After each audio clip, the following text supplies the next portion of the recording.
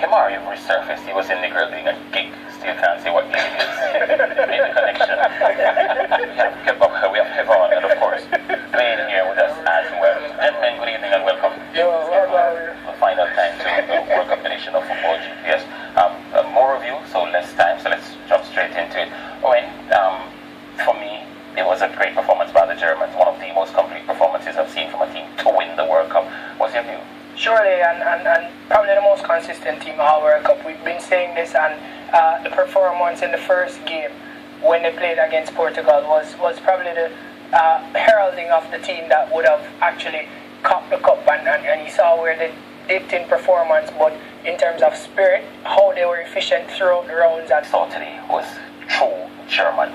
Yes, true German grit. And the thing about Dwayne is that I think one word characterizes this German team: versatility. Along with obviously consistency. We know they've always been consistent, but they're very versatile.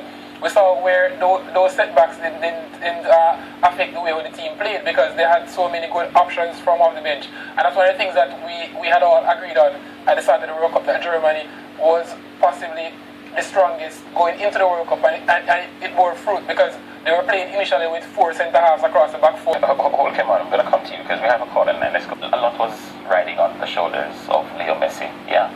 Did his World Cup fizzle a fortnight ago? It hadn't scored since the round of 16. Since that pass to Di Maria, he's not really done anything. And this comparison with Diego Maradona just can't be. Diego grabbed games by the scruff of the neck and run with them, dictate stuff. Messi is not that kind of guy. At one stage he vomited on the field today. He went across and vomited on the field. He looked grumpy, looked as if he was uninterested. What happened? well, we still give Messi credit. I think he's one of the most important players why Argentina reaches far.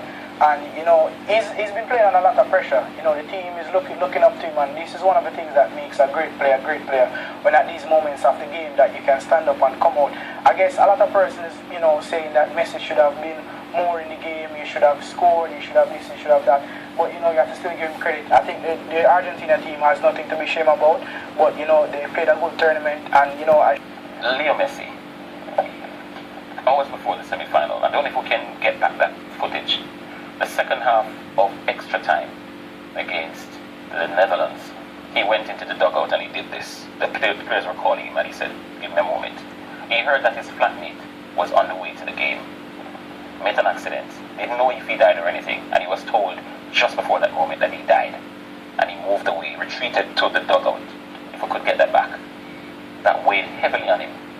He wasn't well today, clearly. And he was going through that moment. Wow. When you put things like that, you have to take everything into perspective now, because football is a game, and we know the emotions that are taken up in this game, but that is life and death, and that is friends, that's family.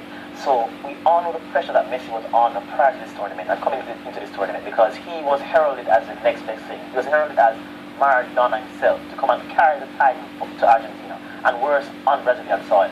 So to think about the pressure that he was under prior, and a situation like that, I don't want to even consider what his mindset might have been. And now that makes me look on things in a different light, because I was going to say that Messi fizzled, but with that added pressure, you have to spare us off for him, because he did the best that he could do.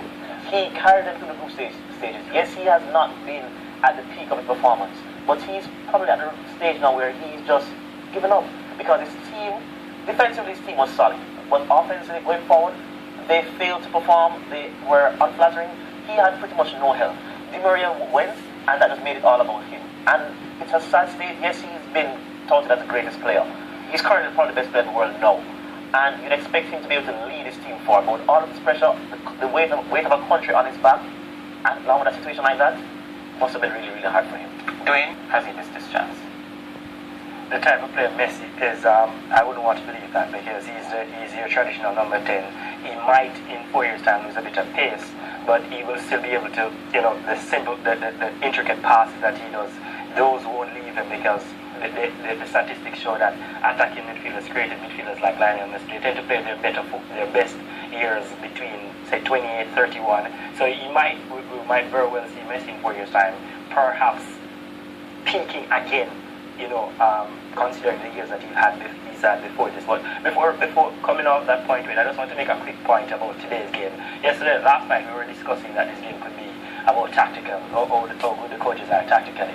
And I'm thinking Sabella was listening to our conversation last night because we said that he wanted to get one of his best quote-unquote wing baller to attack this German backline because they're susceptible to pace and attacks, direct running down the wings.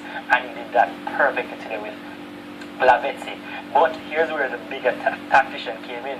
The German coach Joachim Löw, realizing the space that was being exposed behind his backline, decided at halftime to take his backline further back about 15-20 yards and then have them play wider. So what that does, it eliminates the space. And this is where Sabella missed his point, he missed his move.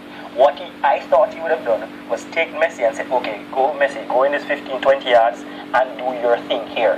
He didn't do that because the German midfield, irrespective of the 15 or 20 yards that the backline went back, they were still pressing but isn't that Argentina occupied. Isn't that strange that you're making, Dumpy? Then this is my reading of it. He thought how this was the weak link and he put Messi over there to terrorize him. It just didn't happen today. Why didn't you switch him back and put him to float in that number 10 role? Anyone of you? The thing is, Wayne,